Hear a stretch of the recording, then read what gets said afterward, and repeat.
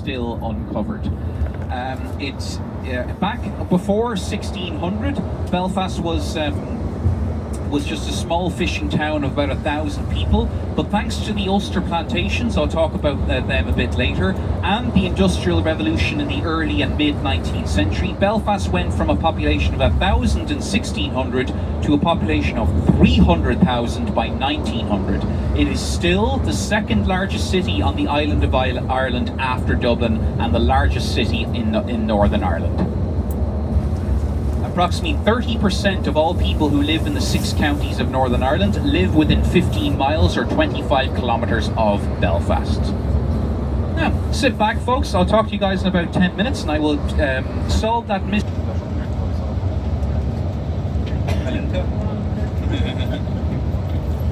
Catholic majority in Northern Ireland to begin with? Well, I shall tell you. But before I do, personally, I'd like to start with just one verse of a song. And you're all free to join in if you like. Once a jolly swagman camped by a billabong, underneath the shade of a coolabah tree. He sang as he watched and waited till his billy boiled. You'll come a waltzing Matilda with me. All the Aussies, waltzing Matilda, you'll come a waltzing Matilda with me. And he sang as he watched and waited till his billy boiled. You'll come a waltzing Matilda with me. Woohoo! Thank you very much. What? No. There's 4 Aussies on board. So guys, it all goes back to the year 1526, so almost 500 years ago, where we have everyone's favourite English monarch sitting on the throne. That's King Henry VIII, how silly of me. And he is married to his Spanish queen, Catarina de Aragon. They have a young daughter named Princess Mary, but no boys.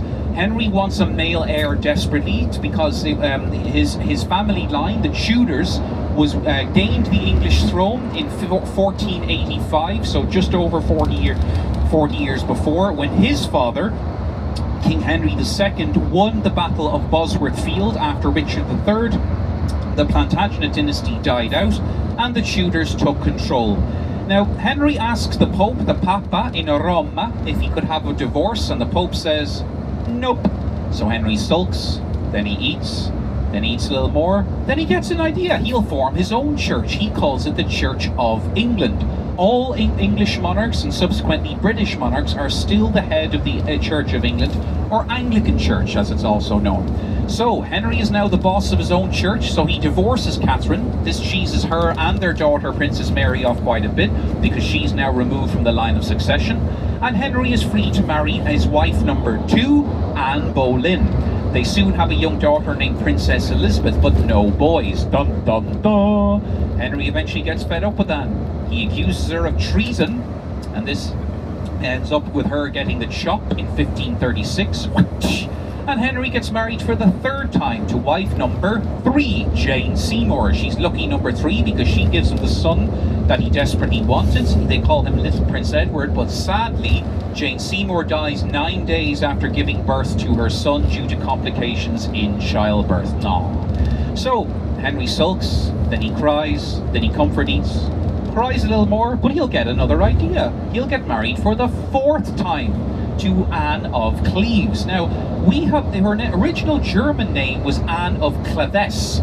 We've all mispronounced it since as Anne of Cleves because Henry read it as Cleves and nobody argued with him. So he married her by proxy. So what that means is they were married, both their names were on the marriage certificate, but they were not physically in their presence. And it's just as well because a few weeks later when Henry was presented with Anne of Cleves, he supposedly bellowed out, "My God, she looks like a horse! And not the kind I'd like to ride." Giggity. So he divorces Anne. Then he gets married to wife number 5, Catherine Howard. Catherine Howard is 17 years old. Henry is pushing 50. Damn. So Henry does not do his marital duties that well. So Catherine takes it up with a man called Thomas Culpeper, and Henry finds out. Dun dun dun. But he forgives her. No, he doesn't. He cuts her head off. Wife number 2 to be headed.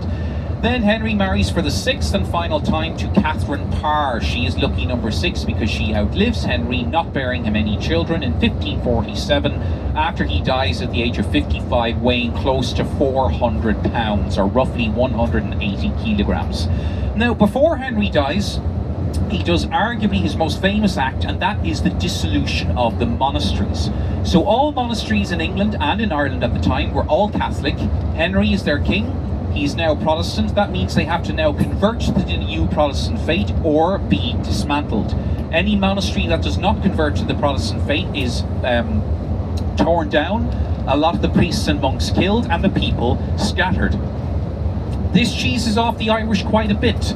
So what does Henry do? Well, in 1542, he proclaims himself King of Ireland, and he sends the first ever Protestant soldiers and planters to try and weed out the Catholic population, or at the very least, convert the Catholic population into Protestants to serve as better subjects towards their king. All English monarchs up from 1169 to 1542 were known as Lords of Ireland. It wasn't good enough for Henry. He wanted to be called King of Ireland, so that's what he did. Which worked about this much. Yeah, that's about right. So, 1547, Henry pops his clogs. His son, Edward VI, should have been called Edward the Sick because he dies age 15. Remember Princess Mary? Well, she's now all grown up. She's proclaimed Queen Mary. She converts England back into Catholicism. She burns quite a few Protestants at the stake. She gets the nickname Bloody Mary, gets a drink named after her. Then she dies in 1557, and her half-sister, Princess Elizabeth, the daughter of Anne Boleyn and King Henry, becomes Queen Elizabeth I, or Good Queen Bess. Now, Good Queen Bess wants to finish what Daddy started. So in 1560, she sends even more Protestant soldiers and more Protestant planters to try and quell any rebellion that is springing up against English rule here in Ireland, particularly in the province of Ulster. Just a little on geography of Ireland. There are 4 provinces.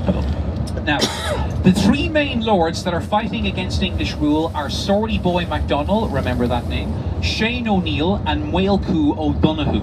So sometimes the English are successful, sometimes they're not. It kind of goes back and forth until finally in 1601 the last of the Irish lords surrender to English rule, and all Irish people from that date onwards or after that battle are officially considered to be English subjects.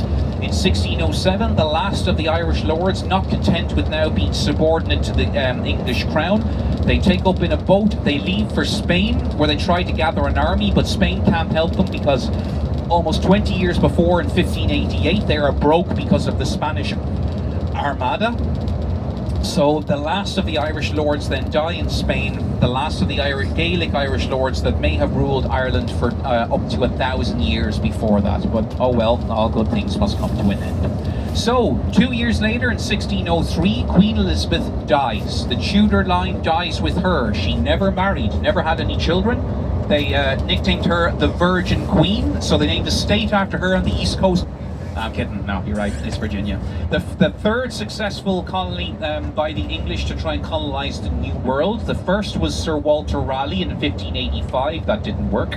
The second was in 1598 with Humphrey Gilbert, also didn't work. But finally, there were 3 boats, the Susan Constant, the Discovery, and the Godspeed in 1607 that went up the James River, named after the new king, King James, and founded the colony of Jamestown under Christopher Newport and a young man called John Smith. Now, in 1603, the person who succeeds Queen Elizabeth is a man. He is her first cousin once removed, the son of the famous Queen Mary of Scots. His name is James. He's proclaimed King James I of England and King James VI of Scotland. Now, he is a Presbyterian, so he's Protestant. He wants to solidify his power here, particularly in Ulster, because it's the closest part between Ireland and Scotland. So he sends quite a few Scottish and English planters to Ireland to try and weed out the Catholic population, and much like King Henry, to try and convert them into Protestant as well. Now, I'm just going to give my voice a bit of a break. I'll then talk about the small town of Ballymena, which all of Irish people now are considered to be English subjects on paper, but certainly not in their hearts. We fast forward then to 1641, where England is going through its own turmoil during the English Civil War, fought between the Royalists under the command of King Charles I, who was the son of King James II, and Oliver Cromwell, a man who's in charge of the parliamentarians and he's the commander of the Roundheads. Now, Oliver Cromwell is a Puritan, the same religion of the people who jumped on the Mayflower in 1619 and founded the Plymouth colony in 1620 in Massachusetts. And he doesn't like the Catholics that much, and does not like the Irish even more. So after he beheads King Charles I in 1649, this brings a sort of end to the English Civil War. He focuses attention on Ireland. That's because in 1641, 8 years before, the Irish took advantage of the fact that England was going through its own civil war, so they rebelled against their English rulers. It's estimated that roughly about 2,000 of the Scottish and English planters were killed by the native Irish, mainly by driving them into rivers and lakes in order to drown them. Now, these stories came into the ears of Oliver Cromwell. That's Ballymena to our left there, just in case anyone's wondering. And Oliver Cromwell arrived in Ireland in the summer of 1649 with an army of 20,000 new model army soldiers, and he set about reconquering Ireland for the English. Any Irish person or any Irish lord unwilling to submit to English rule was annihilated. So it's estimated that in only 1 year that Cromwell was here, it's estimated that 40% of the Irish population were killed, and 50,000 of them were sent to places like Bermuda and the Caribbean to be sold into slavery on the sugar plantations. So Cromwell is certainly a reviled figure in Irish history because of that, but I'm afraid the worst was yet to come. So we fast forward to 1690. So I've spoken a bit about earlier with the oldies, but with the newbies I'll just give you guys a brief history of the Battle of the Boyne. So it was fought between two English kings. One was the Catholic King James II, and the other one was the Protestant King William III. They met on the 1st of July 1690 at the Boyne River, which is about 30 miles west of Dublin, about 50 kilometres. William was victorious. James II fled to France, and William imposed a lot of penal laws onto the Irish Catholic population as retribution for siding against his uncle, the Catholic King James. Now, we fast forward then right up until the late 18th century, where we get the event of the 1798 rebellion. So, there was a man called Theobald Wolfe-Tone who he was heavily influenced by the American Revolution in the 1770s, the French Revolution in the 1780s, and he wants the same for Ireland. Now, he is Protestant, he's Anglo-Protestant, so he's part of the British elite, part of the British aristocracy that most likely came to Ireland with the plantations about maybe 150 years before he was born. But he wants complete independence for Ireland from Britain. So he stages a rebellion in 1798, which focuses mainly in the province of Leinster. It's estimated that in 5 weeks, as many as 30,000 people are killed. Theobald Wolfe-Tone himself is captured. He's sent to prison, tried for treason, sentenced to be hanged. But to save the British the trouble, he cuts his own throat in prison. But there is evidence to suggest he may have been murdered. But if you investigate it more yourselves, make of it as you wish. Now, in 1801, just 3 years later, it's decided by the British government that Ireland is too dangerous to be self-governing. So they officially incorporate the entire island of Ireland into the British Empire. So it became known as the Kingdom of Great Britain of England, Scotland, Wales and Ireland. Ireland would not gain somewhat independence until 121 years later in 1822. Now, I'm going to just give it another break there, folks, let you go. Ireland is officially incorporated into the British Empire. It's ruled directly by Westminster in London. But in the 1840s, there would be a devastating event that would have huge consequences on the Irish population and would change Irish history forever. So beginning in 1845, we have the arrival of the potato blight, or known as the famine as well. This was a fungus that attacked the potato plant in Ireland, which 70% of Irish people were solely reliant on it as their main food staple. They reckon this virus or fungus started in the United States, made its way to the Netherlands, and then after the Netherlands in September to 1845 to Ireland. Now, Initially, people weren't too worried because Ireland had faced famines before, but this one will be different because it will return about 4 to 5 years, one after the other, and the consequences would be devastating. So, in 1846, the famine strikes again, and people are starting to get a little bit worried. So they asked their government, which is British government, for help. However, the British government under Sir Robert Peel, the Prime Minister at the time, he believes in a policy called laissez-faire, or laissez-faire, which means reap what you sow or work for your money. So he does not believe in giving out free food to the Irish in the event that it would make them too lazy and too dependent on their government for help. They do, however, introduce a tax called the Indian Corn Tax. Now, I don't really like using the word Indian to describe someone who's a Native American or Indigenous American, because as we know, Christopher Columbus did not discover India in 1492. He discovered, for Europe anyway, the two continents of North and South America. But that's why that's the reason why they're called Indians, but I prefer Indigenous American, but that's the word that they use. So, this Indian corn tax was meant as a ration for the Irish people, particularly the poor who couldn't afford to grow. Obviously, they couldn't grow their own potatoes or couldn't buy other foods as well. And it was meant to only, however, the rations that they gave out were meant to only feed a family of 4. But what if you had a family of 10 people or more? Well, you weren't given any extra rations. You were just expected to divide it. So for a lot of people, of course, this wasn't enough. So to supplement their income and to supplement their diet, a lot of them went into the workhouses where they did back-breaking work, breaking up stones mainly to be used in the construction of walls and roads. Many of these walls and roads that are scattered around Ireland, but particularly in the south and west of Ireland, a lot of them lead nowhere, and they serve no purpose. They were there purpose just so people could work for something and to earn a little bit of food. It was not done for money, just to earn a little bit of food where they might live for one day more. Now, there's another Irish lord by the name of, well, he wasn't Irish, he was British, but he had estates here in Ireland, called Lord Trevelyan, and much like Oliver Cromwell, he's a reviled figure in Irish history because he believed that the blight or the famine was God's punishment on the Irish for relying solely on just one food crop to supplement their diet. Now you might be thinking, why didn't they just grow other foods? And that's exactly what they wanted to do. However, again, the British government's policy at the time was that they did not want to disrupt the economy, so they still exported food, obviously not potatoes, that could have been used to feed the starving Irish population, but they still sent it around places in Britain and across the empire as well, leaving a lot of the Irish people to starve from because they were exporting their own food. Now, 1847 rolls in, and this is considered to be the worst year of the famine because it strikes for a third time, and people were getting extremely desperate because they were dropping like flies and leaving the country like flies. So it's estimated in this year alone, approximately 250,000 Irish people emigrated mainly to places like America, Canada, Australia and England, most of them never to see their families or their homeland again. And it's estimated too that roughly 250,000 people died either through hunger, malnourishment, or the diseases that went along with these two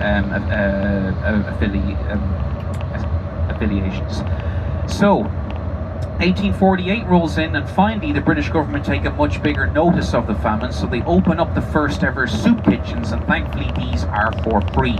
It's estimated that at any one time, at any one day, an estimated 750,000 people would be fed by these soup kitchens, and this would last right up until about the 1850s, until when the blight started to recede and the potato crop started to return, but the damage had already been done. It's estimated that in 1840, before the famine, the island of Ireland's population was approximately 8.5 million. By 1850, just 10 years later, the population had gone down to 6 million. So Ireland lost 30% of its country's population, either through emigration or simply death. So Ireland's current population is about 7.3 million people. So we are the only European country where our pre-20th century population was bigger than it is currently. But at the rate that Ireland is growing now, they reckon they will exceed their pre-famine population maybe by about 2050. By then the famine would have been finished for 200 years. Now, towards the end of the 19th century, and mainly due to the British government's mishandling of the situation here in Ireland with the famine, there was a whiff of revolution in the air not seen since the days of 1798. So in the late 19th century, there was a lot of leagues that were formed. One of these was the Gaelic League, where they were trying to revive the old Irish language and old Irish way of life. There was also the GAA formed in 1884, 140 years ago this year, where they were trying to revive old Irish sports, mainly hurling and Gaelic football. Hurling, by the way, is the world's second fastest field sport. The only field sport faster than it is ice hockey on an ice hockey field. So in 1890s, there was the IRB formed, the Irish Republican Brotherhood, Cumann na Man, that means the League of Women. And not only were they trying to get Irish independence, but Cumann na Man were also trying to be granted women's suffrage during the suffragette movement, in which they wanted women to be given the right to vote. By the way, can anyone tell me which was the first ever westernized country to give women the right to vote? Does anyone know?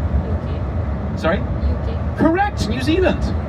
Well done, 1894. Brilliant. Well done. You're the first person that's ever, non-New Zealand person who's ever got that. Well done. When did Bulgaria get it? I don't know. They still don't have it? No, I'm joking. No. Ireland in 1923, that was one of the first ever acts that they passed when Ireland became independent in 1922, was to grant women the vote. In America, I believe it was in 1918, am I right? California? Was it that year? Women's suffrage, 1980? Not sure? Oh, okay. Britain, I think, was 1928 anyway. So, there was also Sinn Féin that was formed. So Sinn Féin means we ourselves. So their motto is, if anyone's going to get Irish independence, it's going to have to be we ourselves. So in the early 20th century, we have a crisis going on in Europe in the form of the First World War, where Britain and France, and to an extent Ireland, because remember Ireland is part of Britain, are at war with the German Empire under Kaiser Wilhelm II, or Kaiser Wilhelm II. So, 50,000 Irish people sign up for the British Army to fight the Germans in the green fields of Belgium and France. But what about back home in Dublin? There is revolution in the air. And what I mean by that is it is physically happening. It's on, basically. So the IRB and Cumann na Man, they staged a rebellion in 1916 in Easter time, which would later become known as the Easter Rising, in which they were trying to gain independence through force and take advantage of the fact that Britain is having Britain's concentrating in Europe, so they may forget about Ireland, so now was the time to strike, in their opinion. Now folks, I'm just going to leave it there, because then I will continue the story. You know, Fred, don't tell anybody this, but if Antonio Banderas moments, we should be approaching 10-15 minutes, just we get onto the main road. So, a little bit about its history. It was built in the early 14th century by the de Burgh family. So the de Burgh family were of Norman origin. So the Normans came to Ireland in 1169 with a man called Richard de Clare, or better known by his nickname of Strongbow. So Strongbow came to Ireland on the invitation of Diarmaid MacMurrough. Diarmaid MacMurrough was once the King of Leinster. He had been deposed as the King of Leinster, so he was a bit sour about this. So he asked the King of England, Henry II, if he could borrow his army, or parts of his army, to try and retake his throne, and that they did. So as a reward to Strongbow for giving him back his throne, he granted him Aoife, his eldest daughter. They then married, they subsequently had children, and they ruled as the Lord and Ladies of Leinster in the name of the King of England. So in 1169, this begins an era of the somewhat troubled relationship between Ireland and England, which would last right up until 1922. Now, the de Burgh family were descendants of the Normans who came here to Ireland in 1169. They eventually made their way north here to County Antrim, where they built Dunluce Castle. Now, there had been somewhat of a fort built on Dunluce before, but they knocked that one down and started from scratch. And they lived there for approximately maybe 20 or 30 years until they assimilated with the rest of the local Irish Catholic population, and they then kind of fell from power as a result. Now, the next family to move into Dunluce were the McQuaylan family. But they themselves then were ousted by the most famous people attached to Dunluce, the MacDonald family. So remember our pal Story Boy MacDonald? That was his main residence from the time when he was roughly about maybe a teenager or a young man until he died. Now, Story Boy was known as a brilliant military tactician, and that certainly came in handy with the Tudor conquest wars in Ireland that took place between 1560 and 1601. He was famous for defeating the English army twice in battle. He himself was defeated twice. He escaped from custody once and was let go once in a prisoner exchange. On one such occasion, when his son was captured by the English army and taken to Dublin Castle, which was then obviously under control of Dublin. When Story Boy was called to Dublin to try and make a negotiation to free his son, he had found that the English army had actually beheaded his son and his head placed in front of the gates of Dublin Castle as a warning to other Irish rebels. Now, Story Boy summoned up all his courage and he proclaimed, "My son hath many heads." So that meant that he, in other words, like Arnold Schwarzenegger, he meant, "I'll be back." And he did. He defeated the English army 1 year later at the Battle of Sleevish. Part of the reason he defeated them was he led them straight into a bog. The English army were there with their heavy horses and heavy armour. Story Boy's men were dressed much lightlier, and they were able to pick off the English when they got stuck in the bog up to their waist or more, because they weren't as heavy on the bog as well, and they knew the land a lot better, so they were able to pick them off with their arrows and anything else they could pretty much throw at the English army. So initially seen as a thorn in the side of Queen Elizabeth I, because remember, after all, she wants to conquer Ireland in the name of her kingdom. Story Boy was actually granted clemency by Queen Elizabeth I eventually then, in roughly about maybe 1580, because she saw him as a worthy adversary, so she thought that, you know what, he's probably better off as an ally than an enemy. So she agreed that she would stay out of his kingdom in Antrim, and he agreed that he would stay out of English influence in the rest of Ireland. And he lived out the rest of his days in relative peace in Dunluce Castle. So good for him. One of the few Irish lords to actually not submit to English rule. Now, his family continued to live in Dunluce Castle right up until about 1690, because after that was the Battle of the Boyne. The Catholics fell from power. They were expelled from any manor house or castle that they once owned, and the English then moved in. But by then the castle was pushing 400 or at least 300 years old. It'd become quite old and dilapidated, so it was abandoned by the early 18th century and left into ruin, which we can now see to this day.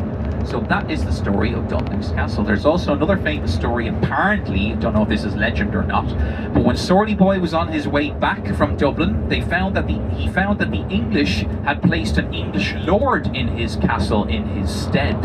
So Patrick Kearney, the English lord's name was Peter Kenny. So Story Boy had him, maybe in revenge for his son, he had him hanged and his body put on display in the front of Dunluce Castle as a warning to the English. You know, they wanted to play hardball, well, that's what he did. So we should be able to see the North Irish Sea in just a few moments directly ahead of us. This is actually the most windiest part in all of Ireland, because we have two seas meeting. You have a lot of weather, so the North Irish Sea is directly north, and around the corner to the right is the Irish Sea, which separates the island of Ireland from the island of Britain. So guys, I just remind you again, it is to get very windy later on, so we please advise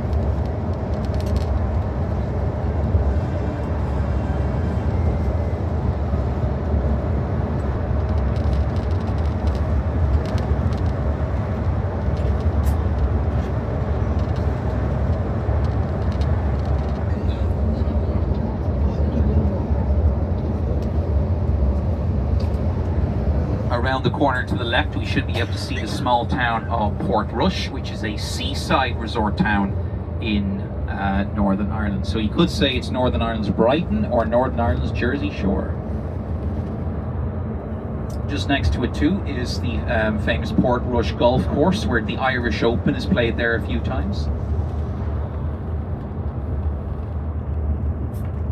I believe Clinton himself has also played golf on that course. a bit of a tight corner here, so we're going to have to rely on Fred's skills to get us around, but I think we'll be okay. Otherwise, do you all fancy walking the next 5 miles to Giant's Causeway? That's not too bad. It's happened before. 7 times. No.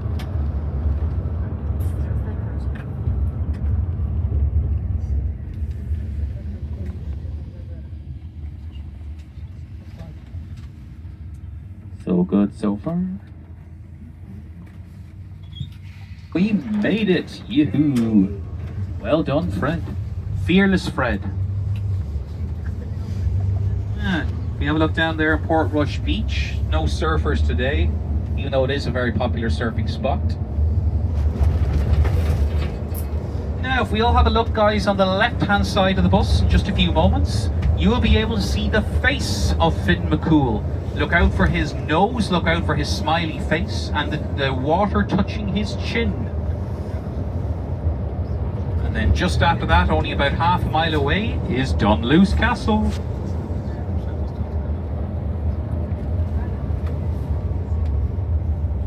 Now, we don't have time to stop and look at Finn McCool as much as we'd like to have a conversation with him, but we'll just drive a bit slowly beside it so you can have a brief glimpse of him.